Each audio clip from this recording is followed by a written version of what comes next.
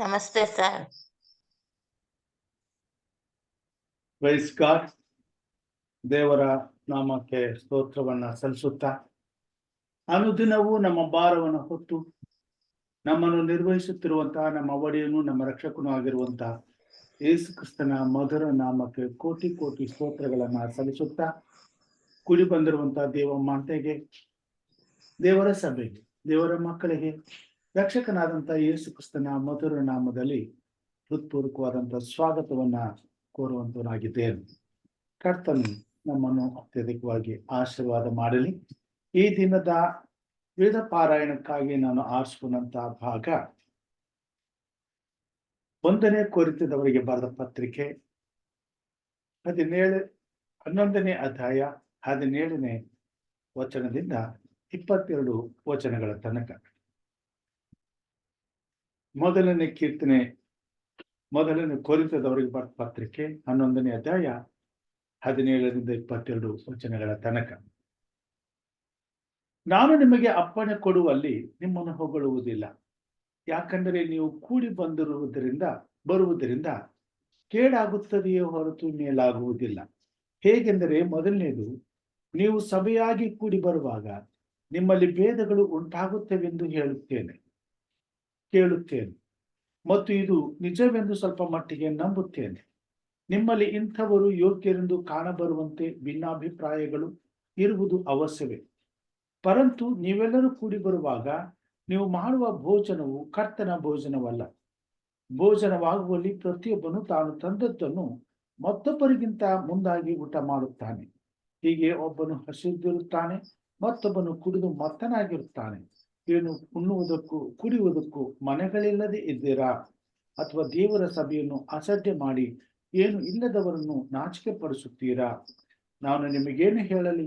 ನಿಮ್ಮನ್ನು ಹೊಗಳಲು ಈ ವಿಷಯದಲ್ಲಿ ಹೊಗಳುವುದಿಲ್ಲ. ದೇವರ ವಾಕ್ಯ ಭಾಗವನ್ನು ಆಶೀರ್ವಾದ ಮಾಡಲಿ. ಪ್ರಾರ್ಥನೆಯನ್ನು ಮಾಡಿಕೊಳ್ಳೋಣ. ನಮ್ಮ ಹಿರಿಯರಾದಂತ ಇಲ್ಲಿ ನಮ್ಮವರು ಪ್ರಾರ್ಥನೆಯಲ್ಲಿ ನಮ್ಮನ್ನು ನಡೆಸಬೇಕೆಂಬುದಾಗಿ ಕೇಳ್ಕೊಳ್ತಾ ಇದ್ದೀನಿ. ನಮಸ್ತೆ ಸರ್. ನಮಸ್ಕಾರ. ದೇವರ ನಾಮಕ್ಕೆ ಸ್ತೋತ್ರ ಉಂಟಾಗಲಿ. ಸೇರಿ ಬಂದಿರುವ ತಮ್ಮೆಲ್ಲರಿಗೂ ಯೇಸು ಕ್ರಿಸ್ತನ ಮಧುರವಾದ ನಾಮದಲ್ಲಿ ನಿಮ್ಮನ್ನು ಹೊಂದಿಸ್ತಾ ಸ್ವಾಗತಿಸ್ತೇನೆ. ಪ್ರಾರ್ಥನೆ ಮಾಡಿಕೊಳ್ಳೋಣ. ನಮ್ಮನ್ನು ಬಹಳವಾಗಿ ಪ್ರೀತಿ ಮಾಡಿದ ನಮ್ಮ ರಕ್ಷಕನಲ್ಲಿ ತಂದೆಯಾದ ದೇವರೇ, ನಿಮ್ಮ ಪರಿಶುದ್ಧವಾದ ನಾಮಕ್ಕೆ ಸ್ತೋತ್ರ ಉಂಟಾಗಲಿ. ಒಡೆಯ, ನೀವು ಜೀವಿಸುವ ದೇವರು, ಸದಾ ಇರುವ ಆತನು, ಆದಿಯೂ ಅಂತ್ಯವೂ ದೇವ್ರಿಗೂ ನಮಗೂ ಮಧ್ಯಸ್ಥನಾಗಿರುವ ಆತನೇ, ನಿನ್ಗೆ ಸ್ತೋತ್ರ ರಾಜ. ರಾತ್ರಿ ಎಲ್ಲ ಒಳ್ಳೆ ನಿದ್ರೆ ಕೊಟ್ಟು ಈ ಮುಂಜಾನೆ ಹೇಳುವಂತೆ ಸ್ವಾಮಿ, ಈ ಪ್ರಾರ್ಥನೆಗೆ ಸೇರುವಂತೆ ನಮ್ಮನ್ನು ರಕ್ಷಿಸಿ ಹೊಸ ದಿನವನ್ನು ಕಾಣುವಂತೆ ಹೊಸ ಕೃಪೆಯನ್ನು ನಮ್ಮ ಮೇಲೆ ಸುರಿಸಿದ್ದಕ್ಕಾಗಿ ಸ್ತೋತ್ರ ರಾಜ. ಉನ್ನತನು, ಪರಿಶುದ್ಧನು, ನೀತಿವಂತನಾಗಿದೆಯಲ್ಲಪ್ಪ, ನಿನ್ಗೆ ಸ್ತೋತ್ರ ಕರ್ತನೆ. ಈ ಸಭೆಯನ್ನು ಆಶೀರ್ವದಿಸು. ಈ ಸಭೆಯು ಮುಂಜಾನೆ ಎದ್ದು ನಿನ್ನನ್ನು ಸ್ತುತಿಸುವಾಗ ನಮ್ಗೆಲ್ಲಾ ಪಾಪಗಳು, ಶಾಪಗಳು ಬಿಡುಗಡೆಯಾಗುತ್ತದೆ. ಅದಕ್ಕಾಗಿ ಸ್ತೋತ್ರ ಸ್ವಾಮಿ. ಅಪ್ಪ, ನಿನ್ಗೆ ಸ್ತೋತ್ರ ಒಡೆಯ. ಈ ಮುಂಜಾನೆಗಾಗಿ ಸ್ತೋತ್ರ. ಈ ಸಭೆಯನ್ನು ಆಶೀರ್ವದಿಸು, ಅಭಿವೃದ್ಧಿಪಡಿಸು.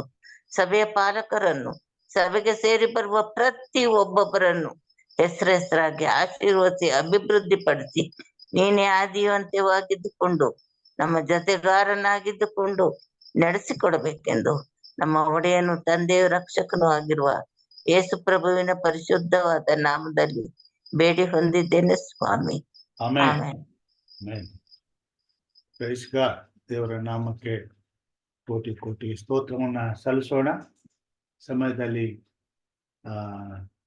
ನಮ್ಮ ಸಭಾ ಸಂಗೀತಗಳಲ್ಲಿ ಕೀರ್ತನೆಯನ್ನ ಹಾಡಿಕೊಳ್ಳೋಣ. 229ನೇ ಕೀರ್ತನೆ. ಹೃದಯವೆಂಬ ಬಾಗಿಲ ಬಳಿಯಲ್ಲಿ ನಿಂತು ತಟ್ಟುತ್ತಿರುವ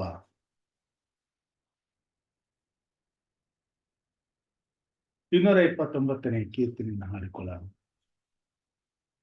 ಹೃದಯವೆಂಬ ಬಾಗಿಲ ಬಳಿಯಲ್ಲಿ ಯೇಸು ಸ್ವಾಮಿಯು ನಿಂತು ಸದಯನಾಗಿ ತಟ್ಟುತ್ತಿರುವ ಸಕಲ ವಿಧವಾಗಿ ಹೃದಯವೆಂಬ ಬಾಗಿಲ ಬಳಿಯಲ್ಲಿ ಯೇಸು ಸ್ವಾಮಿಯು ನಿಂತು ಸದಯನಾಗಿ ತಟ್ಟುತ್ತಿರುವ ಸಕಲ ವಿಧವಾಗಿ ಅನ್ಯಾನಂತೆ ನಿಂತಿರುವವನ ಅವಲೋಕಿಸು ನೀ ಬೇಗ.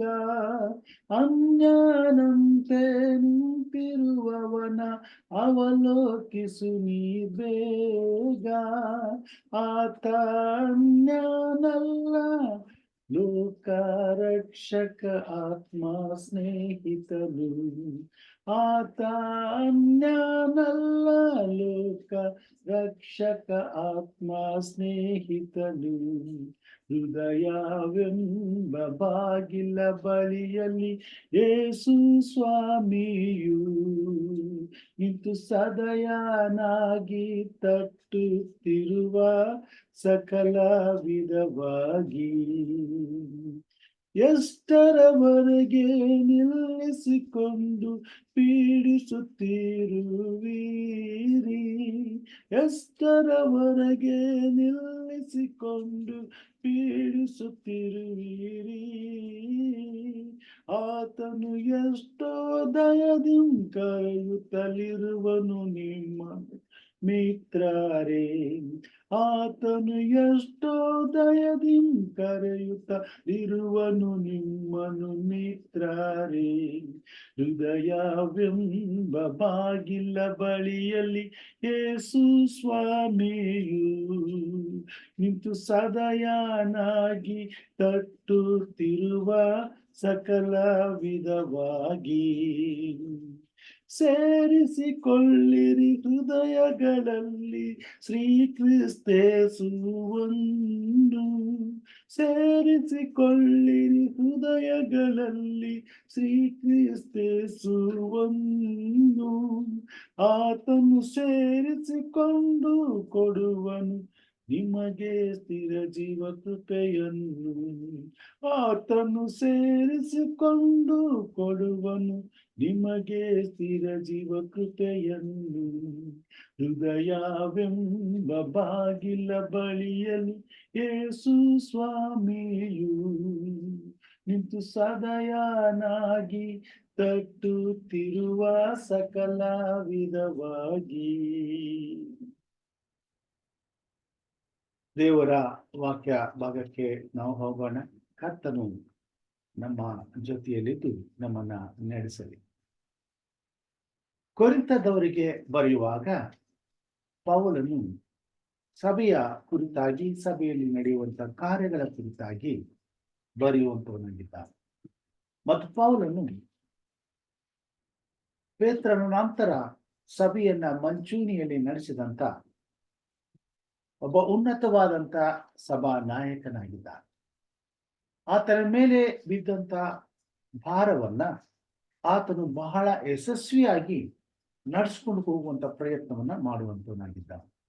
ಮತ್ತು ಸಭೆಯು ಪ್ರತಿಯೊಂದು ವಿಷಯದಲ್ಲಿಯೂ ಕರ್ತನ ಚಿತ್ತಕ್ಕೆ ಅಧೀನವಾಗಿದ್ದು, ಕರ್ತನ ಮಹಿಮೆಗೆ ತಕ್ಕಂತೆ ನಡೆದುಕೊಂಡು, ಕರ್ತನ ಆರಾಧನೆಯಲ್ಲಿ ಪ್ರತಿಯೊಂದು ವ್ಯವಸ್ಥೆಯು ಶಿಸ್ತಿನಿಂದಲೂ ದೇವರ ಭಯ ಭಕ್ತಿಯಿಂದಲೂ ಕೂಡಿದ್ದಾಗಿ, ಪ್ರತಿಯೊಬ್ಬ ದೇವರ ಮಗನ ಮಗಳ ಆರಾಧನೆಯಲ್ಲಿ ಕರ್ತನ ಪ್ರಸನ್ನತೆಯನ್ನು, ದೇವರ ಪರಾಂಬರಿಕೆಯನ್ನು ತರುವುದು ಮಾತ್ರವಲ್ಲದೆ ಕರ್ತನ ಬರೋಣಕ್ಕಾಗಿ ಪ್ರತಿಯೊಬ್ಬ ದೇವರ ಮಗನನ್ನ ಸಂಪೂರ್ಣವಾಗಿ ಸಿದ್ಧಪಡಿಸುವಂತ ಪ್ರಯತ್ನವನ್ನ ಮಾಡಿದವನಾಗಿದ್ದಾನೆ.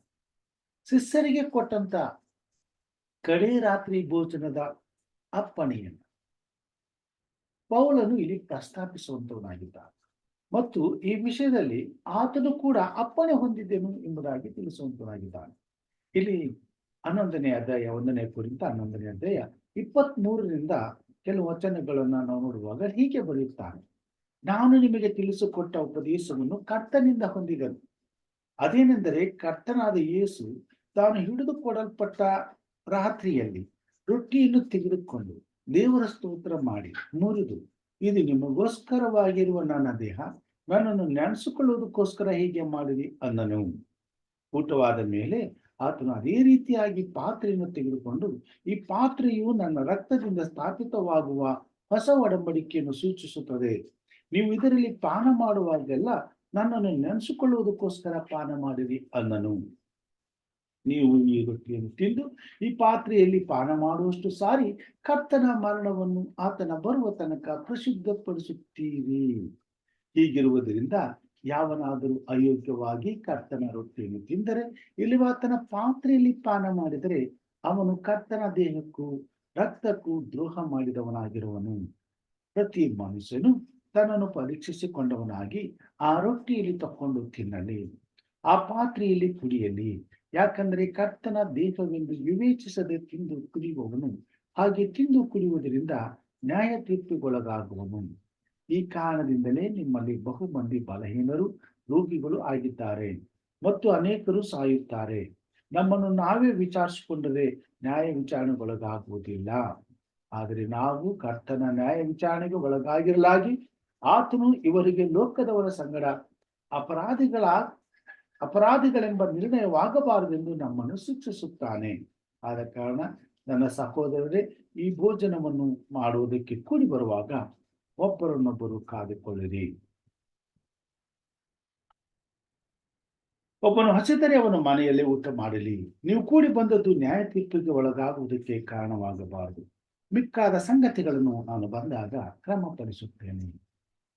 ಕರ್ತನ ಮಾತುಗಳಲ್ಲಿ ನಾವು ನೋಡುವಾಗ ಪೌಲನು ಸಭೆಯನ್ನ ಎಲ್ಲಾ ವಿಷಯದಲ್ಲೂ ದೇವರ ಶಿಸ್ತಿಗೆ ಕ್ರಮಪಡಿಸುವುದಕ್ಕೆ ಪ್ರಯಾಸ ಪಡುವುದನ್ನು ನಾವು ನೋಡುವಂತಾಗಿದ್ದೇವೆ. ಸಭೆಯಾಗಿ ಕೂಡಿ ಬರುವಾಗ ದೇವರ ಸಭೆಯಲ್ಲಿ ದೇವರ ಮಕ್ಕಳಾದಂಥ ನಾವು ಭಕ್ತಿಯಿಂದಲೂ ಭಯದಿಂದಲೂ ದೇವರನ್ನ ಆರಾಧಿಸುವುದಕ್ಕೆ ಕೂಡಿ ಬರುವಂತವರಾಗಿದ್ದೇವೆ. ಅಲ್ಲಿ ಶಿಸ್ತನ್ನ ನಾವು ಪರಿಪಾಲಿಸಬೇಕಾಗುತ್ತದೆ. ಸಂಯಮದಿಂದ, ಎಲ್ಲಾ ವಿಷಯದಲ್ಲಿಯೂ ಭಕ್ತಿಯಿಂದ ಹಾಗೂ ಪರಿಶುದ್ಧವಾದ ವಾತಾವರಣಗಳನ್ನ ನಮ್ಮ ಸುತ್ತಮುತ್ತ ಎಲ್ಲ ಜನರು ಅನುಭವಿಸುವ ಹಾಗೆ ನಡ್ಕೊಳ್ಳುವಂತ ಒಂದು ವ್ಯವಸ್ಥೆಯನ್ನ ನಾವು ಅಲ್ಲಿ ತರಬೇಕಾಗ್ತದೆ ಮತ್ತು ಅನುಭವಿಸಬೇಕಾಗ್ತದೆ. ಆ ರೀತಿ ಆದಂತ ಆರಾಧನೆಯಲ್ಲಿ ದೇವರನ್ನ ಘನಪಡಿಸುತ್ತಾ ಮಹಿಮೆ ಪಡಿಸುತ್ತಾ ಆತನ ಸನ್ನಿಧಾನದಲ್ಲಿ ಕಾಲ ಕಳೆಯುತ್ತಾ ದೇವರ ಪ್ರಸನ್ನತೆಯನ್ನ ಅನುಭವಿಸುತ್ತಾ ಆಶೀರ್ವಾದಗಳಿಗೆ ಪಾತ್ರರಾಗಬೇಕೆಂಬುದಾಗಿ ಪೌಲನು ಬಯಸುವಂತರಾಗಿದ್ದಾರೆ. ದೇವರು ಸಭೆಗೆ ಕೊಟ್ಟಂತ ಕೊನೆಯ ಆಶೀರ್ವಾದ, ಕೊನೆಯ ವಾಗ್ದಾನ ಮತ್ತು ಕೊನೆಯ ದೇವರ ಸೇವೆಯ ಜವಾಬ್ದಾರಕ್ಕೆ ಕರ್ತನ ರಾತ್ರಿ ಭೋಜನ ಕಾರ್ಯಕ್ರಮ. ಈ ಕರ್ತನ ರಾತ್ರಿ ಭೋಜನ ಕಾರ್ಯಕ್ರಮವನ್ನ ಕರ್ತನು ಕೊನೆ ಗಳಿಗೆಯಲ್ಲಿ ಕೊಟ್ಟದ್ದರಿಂದ ಅದನ್ನ ಶಿಷ್ಯರು ಬಹಳ ಗಂಭೀರವಾಗಿ ಪರಿಗಣಿಸಿ ಅದನ್ನ ಯಾವಾಗಲೂ ಮಾಡುವುದರಲ್ಲಿ ಅತ್ಯಾಸಕ್ತಿ ಉಳ್ಳವರಾಗಿದ್ದರು. ಸತ್ಯವೇದದಲ್ಲಿ ಅಪೊಸ್ತಲರ ಕಾರ್ಯದಲ್ಲಿ ನಾವು ನೋಡ್ತೇವೆ, ಕರ್ತನ ರಾತ್ರಿ ಭೋಜನ ಕಾರ್ಯಕ್ರಮ ರೊಟ್ಟಿ ಮುರಿಯುವುದರಲ್ಲಿ ಅವರು ದಿನಾಲೂ ಕೂಡ ಆ ಕಾರ್ಯದಲ್ಲಿ ಸಂಪೂರ್ಣವಾಗಿ ತಮ್ಮನ್ನ ತೊಡಗಿಸಿಕೊಂಡಿದ್ರು. ಯಾಕಂತಂದ್ರೆ ಅದು ಕರ್ತನ ಬಹಳ ಸಮೀಪದ ಒಂದು ಅವರಿಗೆ ತಿಳಿಸಿದಂತ ಒಂದು ಸತ್ಯವಾಗಿತ್ತು ಮತ್ತು ಜವಾಬ್ದಾರಿಕೆಯಾಗಿತ್ತು ಮತ್ತು ಆತನ ಅಪ್ಪಣೆಯಾಗಿತ್ತು.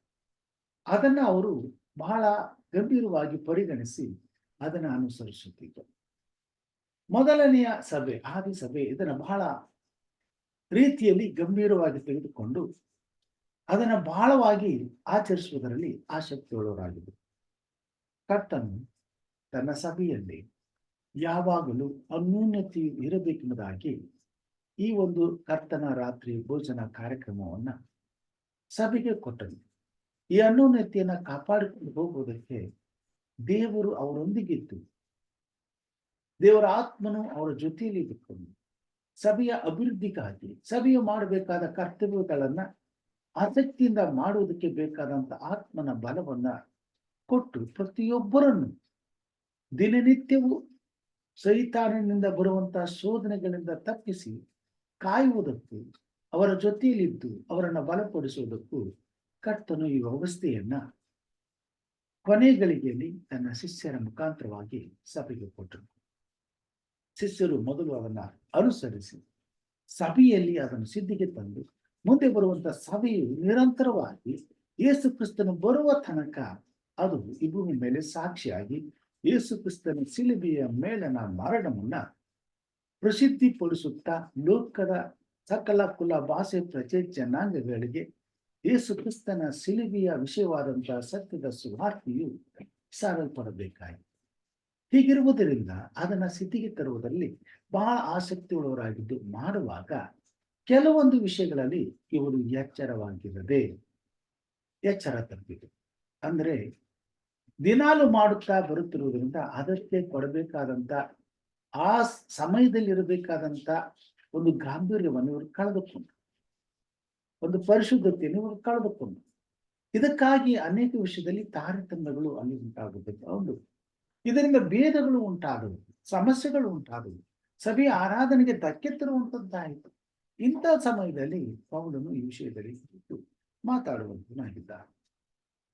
ಸಭೆಗೆ ಬಂದಾಗ ಅಲ್ಲೆಲ್ಲರೂ ಸಂಯಮದಿಂದ ಕಾದುಕೊಂಡು ಒಬ್ಬರ ಹಿತಕ್ಕಾಗಿ ಒಬ್ಬರು ತಾಳ್ಮೆಯಿಂದ ಅಲ್ಲಿ ತಾವು ದೇವರಿಗೆ ಭಯಭಕ್ತಿಯನ್ನ ಸಲ್ಲಿಸುವುದನ್ನ ಪ್ರಾಮುಖ್ಯತೆಯಾಗಿ ತೆಗೆದುಕೊಂಡು ದೇವರ ಆರಾಧನೆಯಲ್ಲಿ ಎಲ್ಲಾ ವಿಷಯದಲ್ಲಿಯೂ ತಾಳ್ಮೆಯಿಂದ ದೇವರನ್ನ ಘನಪಡಿಸುವಂತ ಒಂದು ವ್ಯವಸ್ಥೆಯನ್ನ ಪ್ರತಿಯೊಬ್ಬ ಕ್ರೈಸ್ತ ವಿಶ್ವಾಸಿಯು ಕಾದುಕೊಳ್ಳಬೇಕೆಂಬುದನ್ನ ಆತನು ತಿಳಿಸುವಂತನಾಗಿದ್ದ. ಊಟ ಮಾಡುವ ವಿಷಯದಲ್ಲಿ ಅದನ್ನು ಸರ್ವಸಾಮಾನ್ಯವಾಗಿ ತೆಗೆದುಕೊಂಡು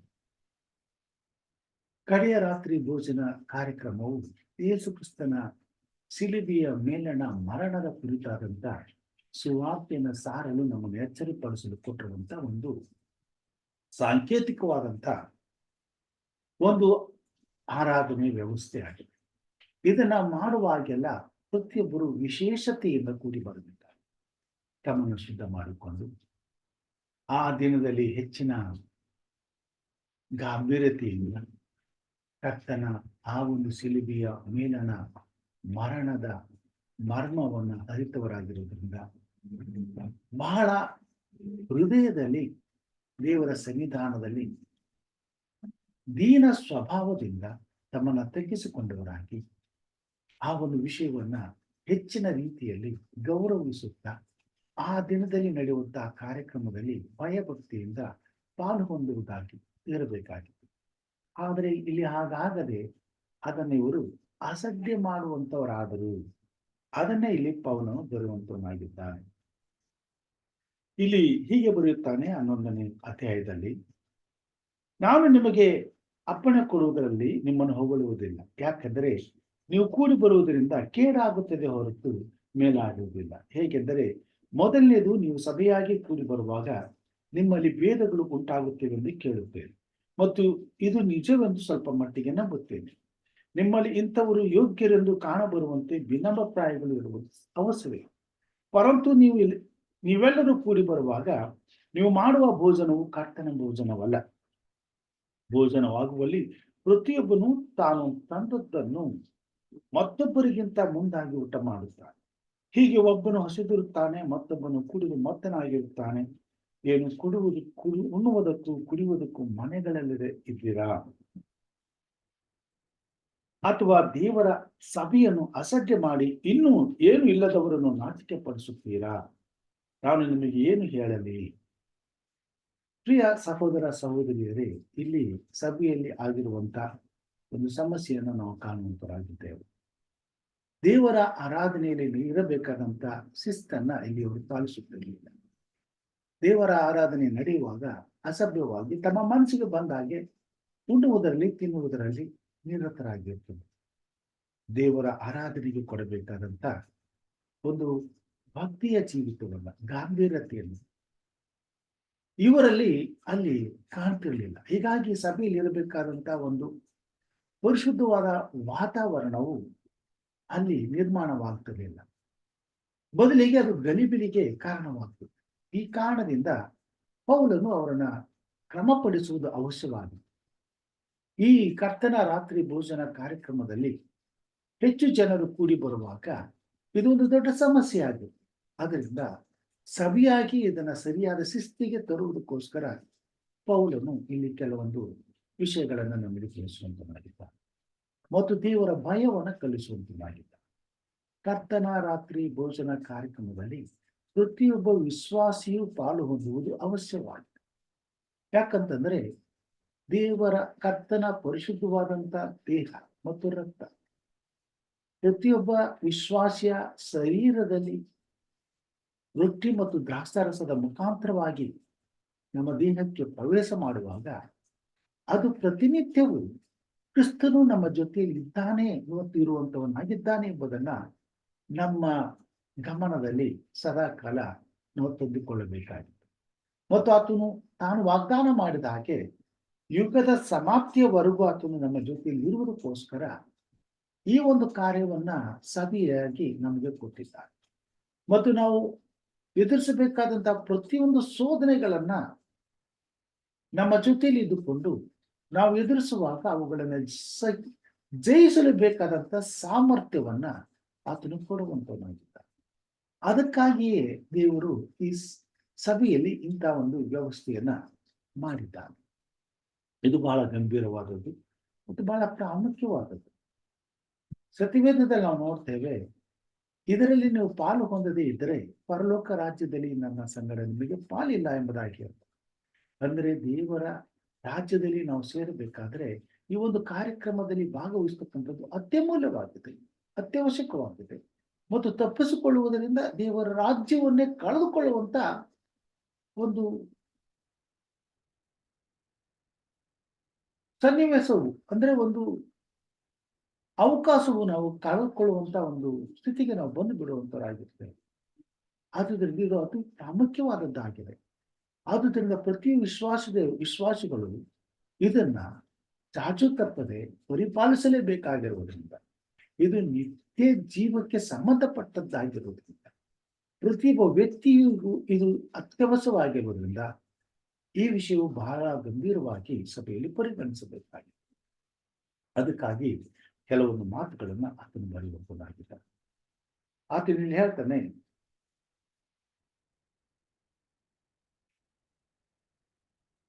ಯಾಕಂದ್ರೆ 29ನೇ ವಚನದಲ್ಲಿ, ಯಾಕಂದರೆ ಕರ್ತನ ದೇಹವೆಂದು ವಿವೇಚಿಸದೆ ತಿಂದು ಕುಡಿಯುವವನು ಹಾಗೆ ತಿಂದು ಕುಡಿಯುವುದರಿಂದ ನ್ಯಾಯ ತೀರ್ಪುಗೊಳಗಾಗುವನು. ಈ ಕಾರಣದಿಂದಲೇ ನಿಮ್ಮಲ್ಲಿ ಬಹುಮಂದಿ ಬಲಹೀನರು, ರೋಗಿಗಳು ಆಗಿದ್ದಾರೆ ಮತ್ತು ಅನೇಕರು ಸಾಯುತ್ತಾರೆ. ಹೌದು, ದೇವರ ಈ ಪರಿಶುದ್ಧವಾದಂತ ನಿಯಮದಲ್ಲಿ ಪಾಲು ಹೊಂದುವಂತ ಶಿಸ್ತನ್ನ ಮರೆತಾಗ, ಈ ಒಂದು ಕಾರ್ಯಕ್ರಮದಲ್ಲಿ ಅಸಡ್ಡೆಯನ್ನ ತೋರಿಸಿದಾಗ ಅದು ಖಂಡಿತವಾಗಿ ದೇವರ ಕೋಪಕ್ಕೆ ನಮ್ಮನ್ನ ನಡೆಸುವಂತದ್ದಾಗಿದೆ. ಇದು ಬಹಳ ಗಂಭೀರವಾದದ್ದಾಗಿ ಪರಿಗಣಿಸಬೇಕಾದಂತ ವಿಷಯ. ಭಕ್ತಿಯಿಂದಲೂ ಭಯದಿಂದಲೂ ಇದನ್ನ ನಾವು ಮಾಡಬೇಕಾದಂತ ಸಂಗತಿ. ಈ ಸಮಯದಲ್ಲಿ ನಾವು ಬಹಳ ದೇವರಿಗೆ ದೀನರಾಗಿ ವಿನಯತೆಯಿಂದ ಕೂಡಿ ಬರಬೇಕಾಗ್ತದೆ. ಅಂತ ಸಮಯದಲ್ಲಿ ಅಸಭ್ಯವಾಗಿ ವರ್ತಿಸುವಾಗ ಖಂಡಿತವಾಗಿ ಇದು ದೇವರ ಕೋಪಕ್ಕೆ ಗುರಿ ಮಾಡುವಂತದ್ದಾಗಿರ್ತದೆ. ಆದುದರಿಂದ ಈ ಸಮಯವು ಅತಿ ಪರಿಶುದ್ಧವಾದಂತ ಸಮಯವಾಗಿರುವುದರಿಂದ ಈ ಸಮಯದಲ್ಲಿ ಪ್ರತಿಯೊಬ್ಬ ವಿಶ್ವಾಸಿಯು ಗಾಂಭೀರ್ಯವನ್ನು ಕಾಪಾಡಿಕೊಂಡು ದೀನ ಮನದಿಂದ ಭಯ ಭಕ್ತಿಯಿಂದ ಈ ಕಾರ್ಯಕ್ರಮದಲ್ಲಿ ಭಾಗವಹಿಸಬೇಕಾದದ್ದು ಅವಶ್ಯ ಎಂಬುದನ್ನ ಪೌಲನು ಇಲ್ಲಿ ನಮಗೆ ಒತ್ತಿ ಹೇಳುವಂತನಾಗಿದ್ದ. ಬದಲಾಗಿ ಇದನ್ನು ತೆಗೆದುಕೊಳ್ಳುವುದರಿಂದ ನಮ್ಮನ್ನು ಶಿಕ್ಷಿಸುತ್ತಾನೆ ಎಂಬತಕ್ಕಂಥ ಕಾರಣದಲ್ಲಿ, ಶಿಕ್ಷಿಸುವುದು ಯಾಕೆ? ಅಸಡ್ಡೆ ಮಾಡಿ ಅಸಭ್ಯವಾಗಿ ನಡ್ಕೊಳ್ಳುವಾಗ ಅದು ಶಿಕ್ಷೆಗೆ ಅರ್ಥವಾಗ್ತದೆ. ಆದರೆ ಅದನ್ನ ನಂಬಿಕೆಯಿಂದ, ಭಕ್ತಿಯಿಂದ, ಭಯದಿಂದ, ವಿಶ್ವಾಸದಿಂದ ನಾವು ದೀನ ಮನಸ್ಸಿನಿಂದ ಅದನ್ನು ಸ್ವೀಕಾರ ಮಾಡಿಕೊಳ್ಳುವಾಗ ನಿಶ್ಚಯವಾಗಿ ಅದು ಎಂಥ ಆಶೀರ್ವಾದವನ್ನು ಕೊಡುತ್ತದೆ ಅಂತ ಹೇಳುವಾಗ, ನಾವು ತಂದೆಯ ರಾಜ್ಯದಲ್ಲಿ ದೇವರ ಸನ್ನಿಧಾನದಲ್ಲಿ ಅದರಲ್ಲಿ ಪಾಲು ಹೊಂದುವಂತ ಅವಕಾಶವನ್ನು ಕೊಡುವಂತದ್ದಾಗಿದೆ. ಸತ್ಯವೇದದಲ್ಲಿ ಯೋಹಾನನ ಬರೆದ ಸುವಾರ್ತೆ 6ನೇ ಅಧ್ಯಾಯದಲ್ಲಿ ಹೇಳ್ತಾನೆ, ನನ್ನ ದೇಹವನ್ನು ತಿಂದು ನನ್ನ ರಕ್ತವನ್ನು ಕುಡಿಯುವವನಿಗೆ ನಿತ್ಯ ಜೀವ ಉಂಟು ಎಂಬುದಾಗಿ. ಅಂದರೆ ಈ ಕರ್ತನ ರಾತ್ರಿ ಭೋಜನ ಕಾರ್ಯಕ್ರಮದಲ್ಲಿ ಭಾಗವಹಿಸುವಾಗ ನಿತ್ಯ ಜೀವ ನಿಶ್ಚಯವಾಗ್ತದೆ. ಅದು ಹೇಗೆ ಅಂತಂದ್ರೆ, ಈ ಲೋಕದಲ್ಲಿ ನಮಗೆ ಎದುರಾಗುವಂತ ಎಲ್ಲಾ ಪಾಪವನ್ನ ಜಯಿಸಿ ದೇವರ ರಾಜ್ಯಕ್ಕೆ ಯೋಗ್ಯರನ್ನಾಗಿ ಮಾಡುವಂತ ಸಾಮರ್ಥ್ಯವನ್ನ ಕರ್ತನ ದೇಹ ಮತ್ತು ಆತನ ರಕ್ತ ನಮಗೆ ಕೊಡುವಂತದ್ದಾಗಿದೆ. ಅದಕ್ಕಾಗಿ ಸ್ವಾಮಿ ಈ ಉನ್ನತವಾದಂತ ಶ್ರೇಷ್ಠವಾದಂತ ಯೋಚನೆಯನ್ನ ಸಭೆಯಲ್ಲಿ ಇಟ್ಟಿದ್ದಾರೆ. ಪ್ರತಿಯೊಬ್ಬ ವಿಶ್ವಾಸಿಯು ಇದರಲ್ಲಿ ಪಾಲು ಹೊಂದಬೇಕೆಂಬುದಾಗಿ ದೇವರು ಇಷ್ಟಪಡುವಂತನಾಗಿದ್ದಾರೆ. ದೇವರು ಲೋಕದ ಮೇಲೆ ಎಷ್ಟೋ ಪ್ರೀತಿಯನ್ನಿಟ್ಟು ತನ್ನ ಒಬ್ಬನೇ ಮಗನನ್ನು ಕೊಟ್ಟನು. ಆತನನ್ನು ನಂಬುವ ಒಬ್ಬನಾದರೂ ನಾಶವಾಗದೆ ಎಲ್ಲರೂ ನಿತ್ಯ ಜೀವವನ್ನ ಹೊಂದಬೇಕೆಂದು ಆತನನ್ನು ಕೊಟ್ಟನು ಎಂಬುದಾಗಿ ಹೇಳುವಾಗ, ಆತನನ್ನು ನಂಬುವಂತ ಪ್ರತಿಯೊಬ್ಬನು ಆತನು ತನ್ನ ಜೀವಿತದಲ್ಲಿ ಯೇಸು ಕ್ರಿಸ್ತನ ಶಿಲುಬೆಯ ಮೇಲಣ ಮರಣವನ್ನು ತಾನಿರುವ ತನಕ ಪ್ರಸಿದ್ಧಿಪಡಿಸಬೇಕಾಗುತ್ತದೆ. ಆತನು ಶಿಲುಬೆಯ ತಂದೆಯಾದ ದೇವರು ಕಳಿಸಿಕೊಟ್ಟಂತ ಯೇಸು ಕ್ರಿಸ್ತನ ಶಿಲುಬೆಯ ಮೇಲಣ ಮರಣವನ್ನು ಪ್ರಸಿದ್ಧಿಪಡಿಸಬೇಕಾದ್ರೆ ಈ ಒಂದು ಉನ್ನತವಾದ ಕರ್ತನ ಮೇಚಿನ ಆರಾಧನೆಯಲ್ಲಿ ಪಾಲು ಹೊಂದುವುದು, ಕರ್ತನ ದೇಹವೆಂಬ ರೊಟ್ಟಿಯನ್ನು, ಕರ್ತನ ರಕ್ತವೆಂಬ ದ್ರಾಕ್ಷಾರಸವನ್ನು ಕುಡಿದು ಆತನಲ್ಲಿ ಫಲ ಹೊಂದುವುದು ಅತ್ಯವಶ್ಯವಾದ. ಈ ಒಂದು ಉನ್ನತವಾದ ಆಶೀರ್ವಾದಕ್ಕೆ ನಾವು ತಪ್ಪಿಸಿಕೊಂಡರೆ ದೇವರ ವಾಕ್ಯದಲ್ಲಿ ನಾವು ನೋಡ್ತೇವೆ, ತಂದೆಯ ದೇವರ ರಾಜ್ಯದಲ್ಲಿ ಕ್ರಿಸ್ತನ ಸಂಗಡ ನಮಗೆ ಯಾವ ಪಾಲು ಇರುವುದಿಲ್ಲ ಎಂಬುದಾಗಿ. ನಾವು ನಂಬಿಕೆಯಲ್ಲಿದ್ದರೂ, ಸಭೆಯಲ್ಲಿ ಆರಾಧನೆ ಮಾಡಿದರೂ, ಸಭೆಯ ಈ ಒಂದು ನಿಯಮಕ್ಕೆ ಅಧೀನರಾಗದೆ ಉಳಿದು ಬಿಟ್ಟರೆ ಈ ಒಂದು ಕಾರಣದಿಂದಲೂ ಸಹ ನಾವು ದೇವರ ರಾಜ್ಯವನ್ನ ಕಳೆದುಕೊಳ್ಳುವಂತ ಒಂದು ಭಯವಿರುತ್ತದೆ. ಅದಕ್ಕಾಗಿಯೇ ಪೌಲನು ಈ ವಿಷಯದಲ್ಲಿ ಇಷ್ಟು ಕಟ್ಟುನಿಟ್ಟಾಗಿ ಬರೆದಿದ್ದಾನೆ. ಅನೇಕರು ನಾವು ಭಯದಿಂದ ಈ ಕಾರ್ಯದಿಂದ ದೂರವಿರುತ್ತೇವೆ ಮತ್ತು ತಪ್ಪಿಸಿಕೊಳ್ಳುತ್ತೇವೆ ಮತ್ತು ಮುಂದೂಡುತ್ತೇವೆ. ನಿಶ್ಚಯವಾಗಿ ಇದರಿಂದ ಅಪಾಯವೇ ಹೊರತು ನಷ್ಟವೇ ಹೊರತು ಯಾವ ಲಾಭವೂ ಇಲ್ಲ. ದೇವರು ನಮ್ಮೊಂದಿಗಿದ್ದಾನೆ. ದೇವರು ಕ್ಷಮಿಸುವಂತ ದೇವರಾಗಿದ್ದಾನೆ. ಕನಿಕರು ಉಳ್ಳಂತ ದೇವರು ನಮ್ಮ ಪ್ರಕೃತಿಯನ್ನ ಬಲ್ಲಂತ ದೇವರಾಗಿದ್ದಾನೆ.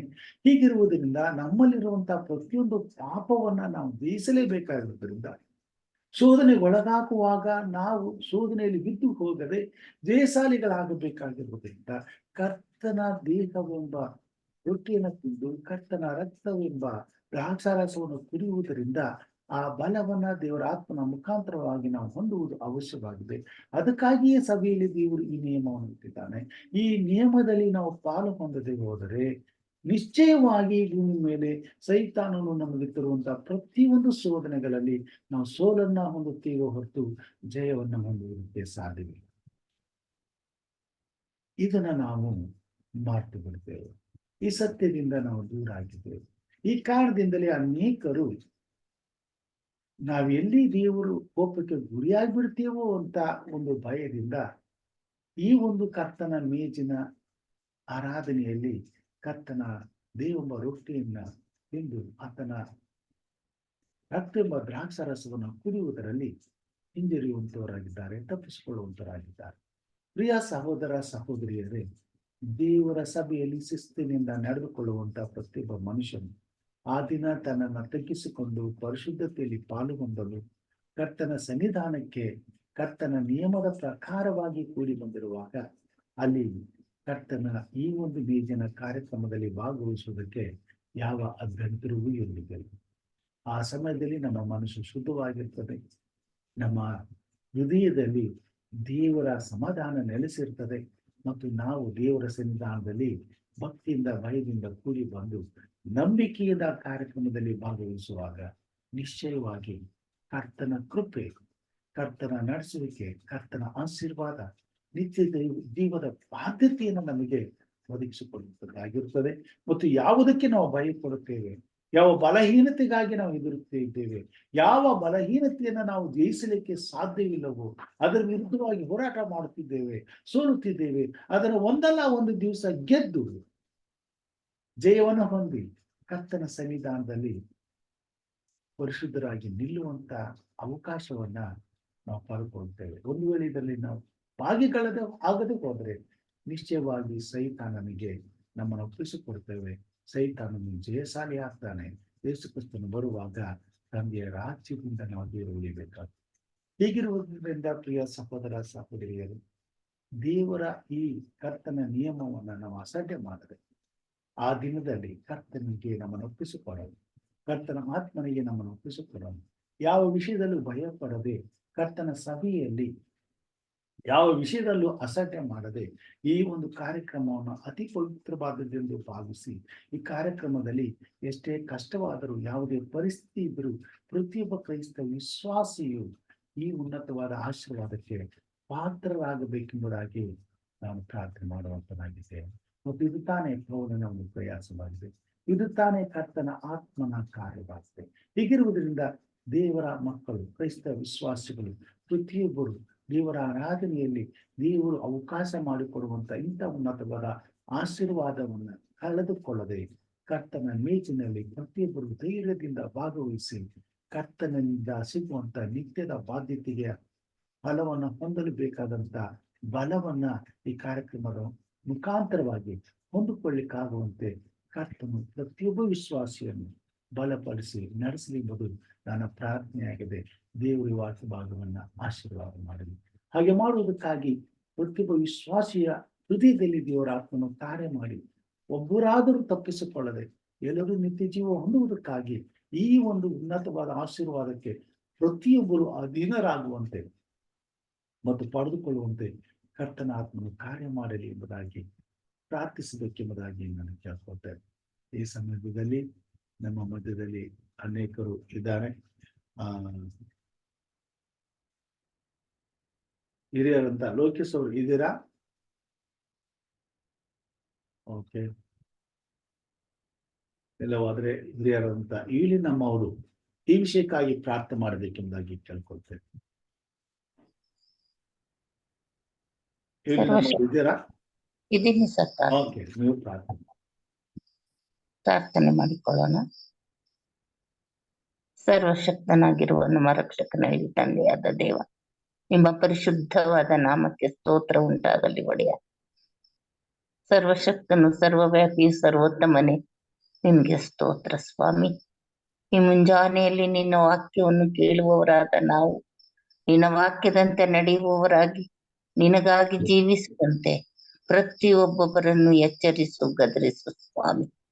ನಿನ್ನ ಆತ್ಮನಿಂದ ನಡೆಸಿಕೊಡಬೇಕೆಂದು ಬೇಡಿಕೊಳ್ಳುತ್ತೇನೆ ಅಪ್ಪ. ನಿನ್ನ ಉದ್ದೇಶ, ನೀನು ನಮ್ಮನ್ನು ಇಟ್ಟಿರುವುದು ಉದ್ದೇಶ ಪೂರ್ವಕವಾಗಿ ಎಂಬುದನ್ನು ಅರಿತು ನಿನ್ನ ಕೆಲಸ ಕಾರ್ಯಗಳನ್ನು ನಾವು ಶ್ರದ್ಧೆಯಿಂದ ಮಾಡುವವರಾಗಿ ಜೀವಿಸುವಂತೆ ಸಹಾಯ ನೀಡುವಡಿಯ ಅಪ್ಪ. ನಿನ್ಗೆ ಸ್ತೋತ್ರ ಸ್ವಾಮಿ. ಸರ್ವಶಕ್ತನಾದ ದೇವರೇ, ನಿನ್ಗೆ ಸ್ತೋತ್ರ. ಇಮ್ಮಾನುವೇಲನೆ, ಎಬಿನೇಜರನೆ, ಎಲ್ ಶಡಾಯ್ ದೇವರೇ, ನಿನ್ಗೆ ಸ್ತೋತ್ರಪ್ಪ. ಸಭೆಯ ಪಾಲಕರನ್ನು ಆಶೀರ್ವದಿಸು ಸ್ವಾಮಿ. ಅವರು ಶ್ರದ್ಧೆಯಿಂದ ಈ ಸಮಯವನ್ನು ಬಿಡದೆ ಮುಂಜಾನೆಯಲ್ಲಿ ಎದ್ದು ನಿನ್ನನ್ನು ಸ್ತುತಿಸಿ ಆರಾಧಿಸಿ ಘನಪಡಿಸುವುದಕ್ಕೋಸ್ಕರ ಈ ಸಭೆಯನ್ನು ಮಾಡಿದ್ದಕ್ಕಾಗಿ ಸ್ತೋತ್ರ ರಾಜ. ಅವರನ್ನು, ಅವರ ಕುಟುಂಬ ವರ್ಗದವರನ್ನು, ಪ್ರತಿ ಒಬ್ಬೊಬ್ಬರನ್ನು ಹೆಸರಾಗಿ ಆಶೀರ್ವದಿಸುವಡೆಯ.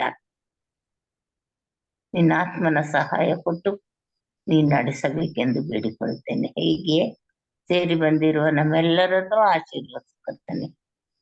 ಯಾವತ್ತು ನಾವು ಒಂದಾಗಿ ಸೇರಿ ನಿನ್ನನ್ನು ಸ್ತುತಿಸ್ತಾ, ನಿನ್ನನ್ನು ಆರಾಧಿಸ್ತಾ, ನಿನ್ನನ್ನು ಘನಪಡಿಸ್ತಾ ಕರ್ತನೆ ನಿನಗಾಗಿ ಸಮಯ ಕೊಟ್ಟು ನಡೆಯುವಂತೆ ಸಹಾಯ ನೀಡಿ ಸ್ವಾಮಿ. ವಾಕ್ಯದಂತೆ ನಡೆದವರಾಗಿ ನಿನ್ನನ್ನು ಘನಪಡಿಸುವವರಾಗಿ ನಾವು ನಮ್ಮ ಜೀವಿತದಲ್ಲಿ ಮಾಡಬೇಕಾದ ಕಾರ್ಯಗಳನ್ನು ಕರ್ತನೆ ನಿನ್ನ ಚಿತ್ತವೇನೆಂಬುದನ್ನು ಅರಿತು ನಾವು ಮಾಡುವಂತೆ, ಆತ್ಮಗಳನ್ನು ಸಂರಕ್ಷಣೆ ಮಾಡುವಂತೆ ಸಹಾಯ ನೀಡು ದೇವರೇ. ಸರ್ವಶಕ್ತನೇ, ನಿನ್ಗೆ ಸ್ತೋತ್ರ, ಸ್ತೋತ್ರ ಒಡೆಯ. ಈ ಸಭೆಯ ಕೊನೆ ಆದಿ ಅಂತ್ಯವು ನೀನಾಗಿದ್ದುಕೊಂಡು ಪ್ರತಿ ಒಬ್ಬೊಬ್ಬರನ್ನು ನಡೆಸಿ ಕಾಯ್ದು ಕಾಪಾಡಬೇಕೆಂದು ನಮ್ಮ ಒಡೆಯನ ತಂದೆಯು ರಕ್ಷಕನೂ ಆಗಿರುವ ಯೇಸು ನಾಮದಲ್ಲಿ ಬೇಡಿ ಬಂದಿದ್ದೇನೆ ಸ್ವಾಮಿ. ಆಮೆನ್. ದೇವರ ಪರಿಶುದ್ಧವಾದ ನಾಮಕ್ಕೆ ಕೋಟಿ ಕೋಟಿ ಸ್ತೋತ್ರಗಳನ್ನ ಸಲ್ಲಿಸುತ್ತಾ, ಉತ್ತಮವಾದಂತಹ ಪ್ರಾರ್ಥನೆಗಾಗಿ ಹಿರಿಯರಾದಂತ ಇಲ್ಲಿ ನಮ್ಮವರಿಗೆ ವಂದನೆಗಳನ್ನ ಸಲ್ಲಿಸ್ತೇನೆ. ದೇವರು ನಿಮ್ಮನ್ನ ಆಶೀರ್ವಾದ ಮಾಡಲಿ. ಈ ಸಮಯದಲ್ಲಿ ನಾವು ಮುಕ್ತಾಯದ ಪ್ರಾರ್ಥನೆಗೆ ಹೋಗೋಣ. ಅನೇಕರಿಗಾಗಿ ಪ್ರಾರ್ಥಿಸುವಂತ ಕಾರ್ಯಕ್ರಮಗಳನ್ನ ನಾವು ನೆನೆಸ್ಕೊಳ್ಳೋಣ. ಈ ಸಮಯದಲ್ಲಿ ಪ್ರಾರ್ಥನೆ ವಿಜ್ಞಾಪನೆಗಳೇನಾದ್ರೂ ಇದ್ರೆ ದಯಮಾಡಿ ತಿಳಿಸ್ಬೇಕೆಂಬುದಾಗಿ ನಾನು ಕೇಳ್ಕೊಳ್ತೇನೆ.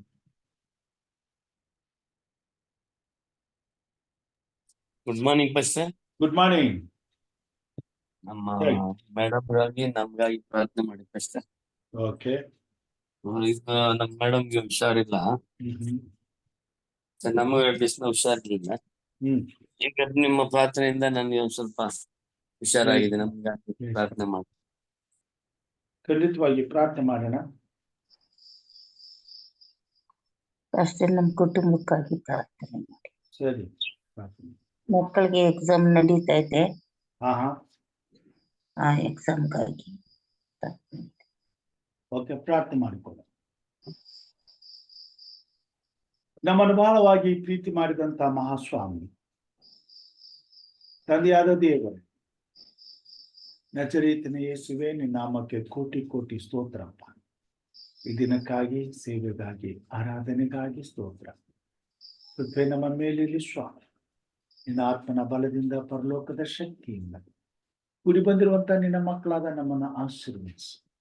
ಕೊಟ್ಟಂತ ಸಂದೇಶಕ್ಕಾಗಿ ಸ್ತೋತ್ರ. ಸಭೆಯಾಗಿ ನಾವು ಕೂಡಿ ಬರುವಾಗ ಪರಿಶುದ್ಧವಾದಂತ ನಿನ್ನ ಆಲಯದಲ್ಲಿ ಪವಿತ್ರತೆಯನ್ನು ಕಾಪಾಡಿಕೊಳ್ಳಲು ಸಭೆಯ ಎಲ್ಲ ಶಿಸ್ತಿನ ಕ್ರಮವನ್ನ ಸ್ವಾಮಿ ನಾವು ದೀನತೆಯಿಂದ ಪರಿಪಾಲಿಸಿ ಎಲ್ಲಾ ವಿಷಯದಲ್ಲೂ ನಿನ್ನನ್ನು ಸನ್ಮಾನಿಸ್ಲಿಕ್ಕಾಗುವಂತೆ ಬೇಕಾದ ಎಲ್ಲ ಆತ್ಮೀಯ ಭಕ್ತಿಯನ್ನ ನಮ್ಮ ಜೀವಿತದಲ್ಲಿ ಒದಗಿಸಿಕೊಡು ಸ್ವಾಮಿ. ವಿಶೇಷವಾಗಿ ಕರ್ತನ ರಾತ್ರಿಯ ಭೋಜನ ಕಾರ್ಯಕ್ರಮದಲ್ಲಿ ಕರ್ತನ ಮೇಜಿನ ಬಳಿಗೆ ಬರುವಾಗ ಹೇಗೆ ನೀನು ಶಿಷ್ಯರ ಪಾದಗಳನ್ನ ತೊಳೆದೆಯೋ ಹಾಗೆಯೇ ನಮ್ಮ ಹೃದಯದಲ್ಲಿ ಇರುವಂತೆ ಎಲ್ಲ ಪಾಪದ ಕಲ್ಮಸಗಳನ್ನ ತೊಳೆದು ನಮ್ಮನ್ನು ಶುದ್ಧ ಮಾಡು.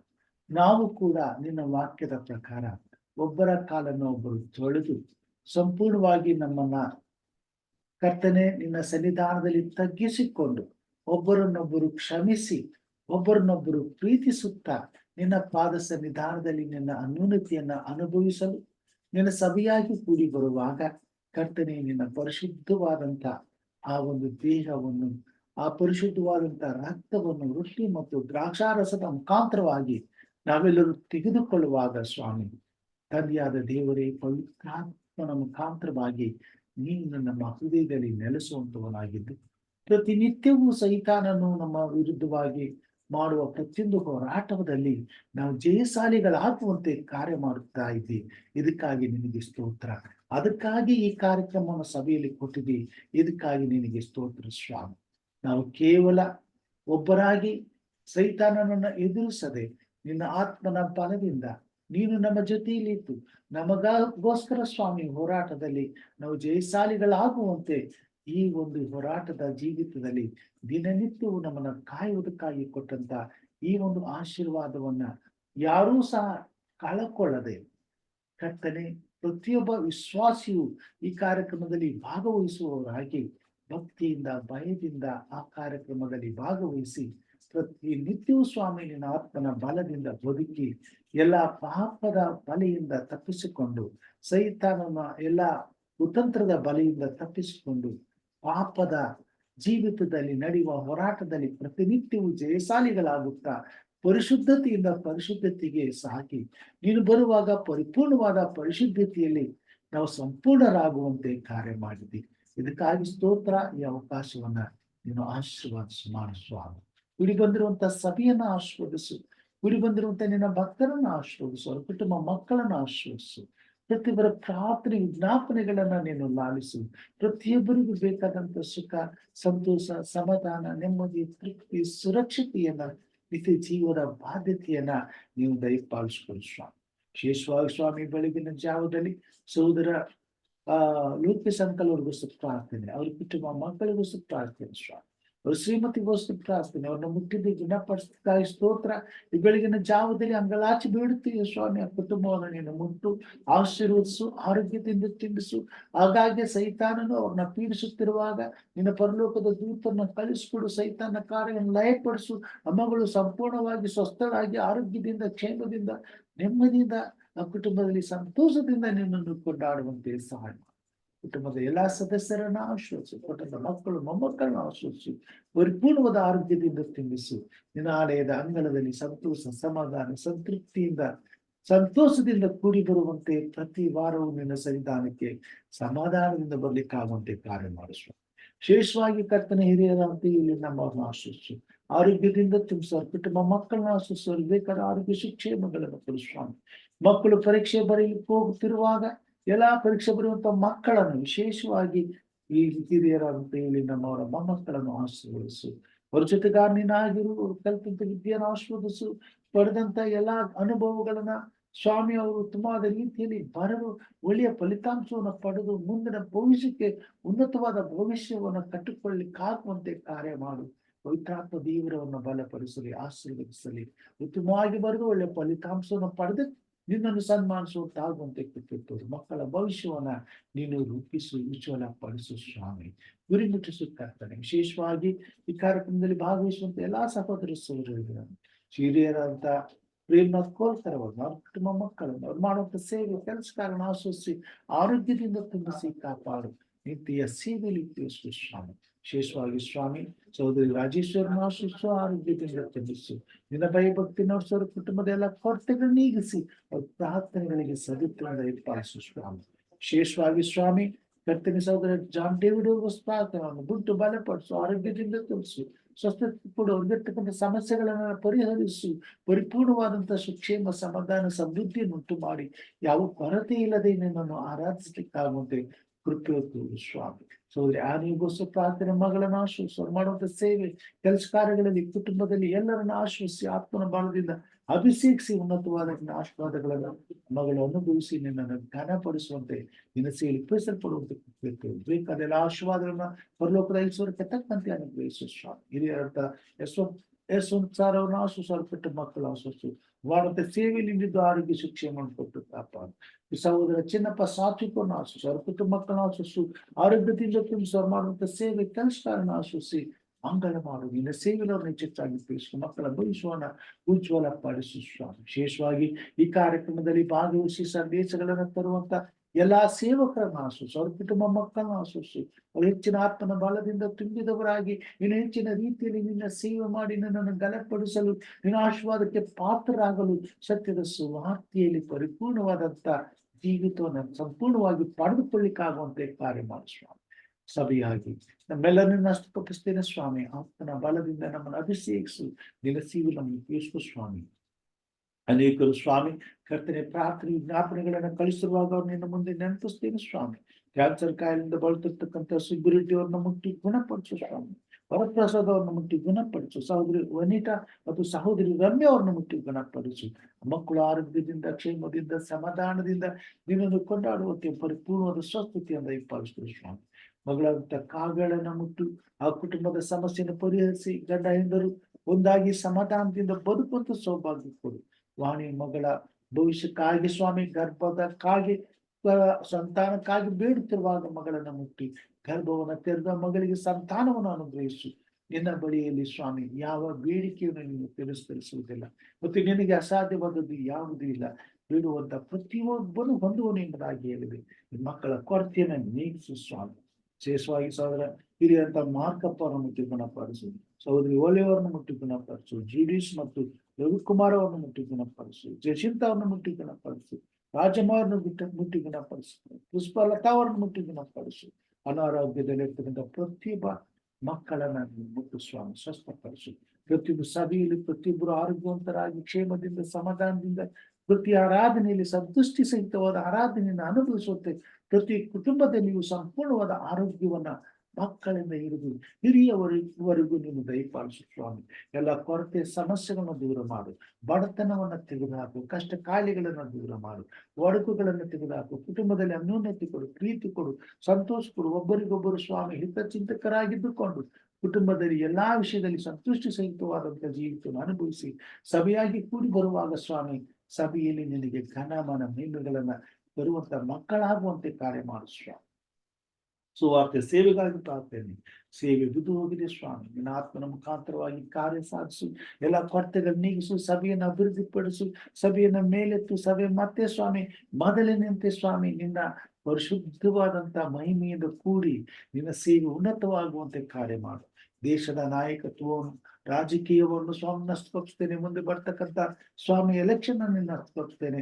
ಉತ್ತಮವಾದಂತ ನಾಯಕತ್ವಕ್ಕಾಗಿ, ಉತ್ತಮವಾದಂತ ಸರ್ಕಾರಕ್ಕಾಗಿ ನಿನ್ನಲ್ಲಿ ಅಂಗಲಾಚಿ ಬೇಡುತ್ತೇವೆ. ಕ್ರೈಸ್ತಿಯ ಜೀವಿತದ ಅಸ್ತಿತ್ವದಲ್ಲಿ ಉಳಿದು ಸತ್ಯದ ಸುವಾರ್ತೆಯು ಭಾರತ ದೇಶದಾದ್ಯಂತ ಸಂಪೂರ್ಣವಾಗಿ ಸಕಲ ಕುಲ, ಭಾಷೆ, ಪ್ರತಿ ಜನಾಂಗಗಳಿಗೆ ಸಾರಬೇಕಾಗಿರುವುದರಿಂದ ಕರ್ತನೆ ನಿನ್ನ ಕೃಪೆ ಇರಲಿ. ಈ ವಿಷಯದಲ್ಲಿ ನೀವು ಸ್ವಾಮಿ ನಮ್ಮ ಮೇಲೆ ಕರುಣೆ ತೋರು, ದಯೆ ತೋರು. ಉತ್ತಮವಾದಂತ ಸರ್ಕಾರವನ್ನು ನಮ್ಗೆ ದಯಪಾಲಿಸ್ಕೊಡಿ. ಉತ್ತಮವಾದಂತ ನಾಯಕರನ್ನು ನಮ್ಗೆ ದಯಪಾಲಿಸ್ಕೊಡಿ. ನಿನ್ನ ಸೇವೆಯಲ್ಲಿ ಯಾವ ಕೊರತೆ, ಬಾಧೆ, ಸಂಕಷ್ಟ, ಶೋಧನೆ, ಸಮಸ್ಯೆಗಳಿಲ್ಲದೆ ನೆಮ್ಮದಿಯ ಸೇವೆಯನ್ನು ಮಾಡ್ಲಿಕ್ಕಾಗುವಂತೆ, ಸುರಕ್ಷಿತವಾಗಿ ಸುವಾರ್ತೆ ಸಾರ್ಲಿಕ್ಕಾಗುವಂತೆ ಅನುಕೂಲ ಮಾಡಿಕೊಡು. ನಿನ್ನ ಕೃಪೆ ನಮ್ಮ ಮೇಲೆ ಸ್ವಾಮಿ. ಈ ದಿನ ನಮ್ಮೆಲ್ಲರನ್ನ ಆಶೀರ್ವಾದನ ಬಲದಿಂದ ಅಭಿಷೇಕಿಸು. ನಿನ್ನ ಸೇಲು ಉಪಯೋಗಿಸು ಸ್ವಾಮಿ. ನನ್ನನ್ನು ಕುಟುಂಬ, ಮಕ್ಕಳನ್ನು, ಮೊಮ್ಮಕ್ಕಳನ್ನು, ಸೊಸೆಯನ್ನು ನಿನ್ನಷ್ಟು ಕಪ್ಪಿಸ್ತೇನೆ ಸ್ವಾಮಿ. ನಮ್ಮೆಲ್ಲರ ಮೇಲೆ ನಿನ್ನ ಆತ್ಮನನ್ನು ಸುರಿಸು. ಬಲವುಳ್ಳ ನಿನ್ನ ಆತ್ಮನ ಬಲದಿಂದ ನಿನ್ನ ಸೇವೆ ಮಾಡುವಂತ ಕೊಟ್ಟಂತ ಸಭೆಯನ್ನು ಆಶ್ರಯಿಸು, ಸೇವೆಯನ್ನು ಆಶ್ರಯಿಸು, ಅಭಿವೃದ್ಧಿ ಪಡಿಸು. ಎಲ್ಲ ಘನ, ಮಾನ, ಸ್ತುತಿ, ಸ್ತೋತ್ರ ನಿನಗಾಗಲಿ ಸ್ವಾಮಿ. ವಿಶೇಷವಾಗಿ ಪ್ರಯಾಣ ಮಾಡಿಸ್ತಕ್ಕಂಥ ಮಗನನ್ನು ಆಶ್ರಯಿಸ ಜೊತೆಲಿರು, ಸುರಕ್ಷಿತಪಡಿಸು, ಕ್ಷೇಮಿಸಿಕೊಡು. ಎಲ್ಲ ಕಾರ್ಯಗಳಲ್ಲಿ ಜಯಶಾಲಿಗಳಾಗಿ ಬರುವಂತೆ ಸಹಾಯ ಮಾಡಿ. ಪ್ರಯಾಣದ ಆಶೀರ್ವಾದ ಕೊಡು ಸ್ವಾಮಿ. ಆರೋಗ್ಯ ಶಿಕ್ಷೆಯನ್ನು ಕೊಟ್ಟು ನಿನ್ನ ಭಯಭಕ್ತಿಯಲ್ಲಿ ಮತ್ತೆ ನಾವೆಲ್ಲ ಒಟ್ಟಾಗಿ ಸೇರಿ ಸಂತೋಷ ಕೊಂಡಾಡುತ್ತ ಎಲ್ಲ ಘನಮಾನ ಮಹಿಮೆ ನಿನಗಾಗಲೆಂದು ನಮಗೋಸ್ಕರ ಕಲ್ವಾರಿ ಶಿಲುಬೆ ಮೇಲೆ ಪ್ರಾಣ ನೀಡಿದ ನಮ್ಮ ರಕ್ಷಕನು ನಿನ್ನ ಮುದ್ದು ಮಗನು ಆಗಿರುವ ನಜರೇತಿನ ಯೇಸು ಸ್ವಾಮಿ ಹೆಸರಿನಲ್ಲಿ ತಾಳ್ಮೆಯಿಂದ ವಿನತಿಯಿಂದ ಬೇಡಿಕೆಗೆ ನಮ್ಮ ತಂದೆಯೇ, ಆಮೆನ್. ಪರಲೋಕದಲ್ಲಿರುವ ನಮ್ಮ ತಂದೆಯೇ, ನಿನ್ನ ನಾಮವು ಪರಿಶುದ್ಧವಾಗಿ ಎಣಿಸಲ್ಪಡಲಿ. ನಿನ್ನ ರಾಜ್ಯವು ಬರಲಿ. ನಿನ್ನ ಚಿತ್ತವು ಪರಲೋಕದಲ್ಲಿ ನೆರವೇರುವ ಪ್ರಕಾರ ಭೂಲೋಕದಲ್ಲಿಯೂ ನೆರವೇರಲಿ. ನಮ್ಮ ಅನುದಿನದ ಆಹಾರವನ್ನು ಇವತ್ತು ನಮ್ಮ ದಯಪಾಲಿಸಿಕೊಡು. ನಮಗೆ ತಪ್ಪು ಮಾಡಿದವರನ್ನು ನಾವು ಕ್ಷಮಿಸದಂತೆ ನಮ್ಮ ತಪ್ಪುಗಳನ್ನು ಕ್ಷಮಿಸು. ನಮ್ಮನ್ನು ಶೋಧನೆಯೊಳಗೆ ಸೇರಿಸದೆ ಕೇಡಿನಿಂದ ತಪ್ಪಿಸು. ಯಾಕೆಂದರೆ ರಾಜ್ಯವು, ಬಲವು, ಮಹಿಮೆಯು ಸದಾಕಾಲ ನಿನ್ನದೇ ಸ್ವಾಮಿ. ಆಮೇನ್. ಆಮೇನ್. ನಮ್ಮ ತಂದೆಯಾದ ದೇವರ ಪ್ರೀತಿಯು, ನಮ್ಮ ರಕ್ಷಕನಾದಂತೆ ಯೇಸು ಕ್ರಿಸ್ತನ ಕೃಪೆಯು, ಪರಿಶುದ್ಧಾತ್ಮ ದೇವರ ಅನುನ್ನತಿಯು, ಐಕ್ಯತೆಯು, ಸಹವಾಸವು ಈಗಲೂ ಯಾವಾಗಲೂ ನಿರಂತರವು ನಿನ್ನ ಮೇಲೆ ನಂಬಿಕೆ ಇಟ್ಟು ಭಯಭಕ್ತಿಯುಳ್ಳವರಾಗಿ ನಿನ್ನ ಮಹಿಮೆಗಾಗಿ ತೀರಿಸುತ್ತಿರುವ ಎಲ್ಲಾ ನಿನ್ನ ಭಕ್ತರ ಸಂಗಡ ಇಂದು ಎಂದು ಸದಾ ಕಾಲವು ನೆಲೆಯಾಗಿರಲಿ ಸ್ವಾಮಿ. ಆಮೇನ್. ದೇವರ ಪರಿಶುದ್ಧವಾದ ನಾಮಕ್ಕೆ ಕೋಟಿ ಕೋಟಿ ಸ್ತೋತ್ರಗಳನ್ನು ಸಲ್ಲಿಸುತ್ತಾ ಬೆಳಗ್ಗಿನ ಜಾವದಲ್ಲಿ ಎಚ್ಚರವಾಗಿದ್ದು ಪ್ರಾರ್ಥಿಸಿ ಕಾರ್ಯಕ್ರಮದಲ್ಲಿ ಕೂಡಿ ಬಂದಂತ ತಮ್ಮೆಲ್ಲರಿಗೂ ಹೃತ್ಪೂರ್ವಕವಾದ ಧನ್ಯವಾದಗಳನ್ನ ಸಲ್ಲಿಸುತ್ತೇನೆ. ಹಾಗೂ ಈ ಬೆಳಗಿನ ಶುಭಾಶಯಗಳನ್ನು ಕೋರ್ತೇನೆ. ಕರ್ತನ ಕೃಪೆ ನಮ್ಮೊಂದಿಗಿರಲಿ. ನಾಳೆ ಮತ್ತೆ ದೇವರ ಸನ್ನಿಧಾನಕ್ಕೆ ಕೂಡಿ ಬರುವ ಹಾಗೆ ಕರ್ತನ ಆತ್ಮವನ್ನು ನಿಲ್ಲಿಸಲಿ. ಎಲ್ಲರಿಗೂ ಶುಭವಾಗಲಿ. ವಂದನೆಗಳು. Thank you pastor. ಎಲ್ಲರಿಗೂ ಧನ್ಯವಾದಗಳು. ಮುಂಜಾನೆ ಶುಭೋದಯ. ದೇವರು ಮುಂಜಾನೆ ವೇಳೆ ಎಲ್ಲರನ್ನೂ ಆಶೀರ್ವಾದ ಮಾಡಲಿ. ಮಾಡಿದಂತ ಪ್ರಾರ್ಥನೆ ಮುಖಾಂತರ ಪ್ರತಿಯೊಬ್ರು ಬಲಗೊಳ್ಳಲಿ. ದೇವರ ನಾಮಕ್ಕೆ ಸ್ತೋತ್ರ. ವಂದನೆಗಳು.